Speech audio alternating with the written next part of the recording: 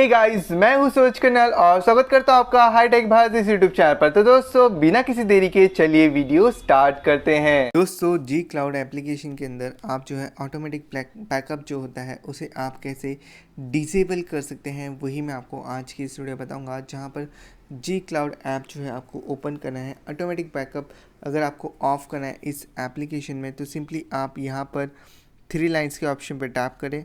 ठीक है, 3 लाइन्स के ऑप्शन पर टैप करने के बाद यहाँ पर आपको सेटिंग्स का ऑप्शन दिखाई देता है, उसके ऊपर आपको टैप करना है। यहाँ पर आपको दिखाई देगा ऑटोमेटिक बैकअप का ऑप्शन। ठीक है, तो यहाँ पर आप जो है ये जो देख रहे हो ये वाला, इसके ऊपर आपको क्या करना है, टैप करना है। जैसे आप टैप करोगे तो आप देख सकते हैं अभी आपका जो ऑटोमेटिक बैकअप है वो ऑफ हो जाएगा। सेटिंग्स पे जाएंगे तो आप देख सकते हैं ये जो है ऑफ हो चुका है, डिसेबल हो चुका है।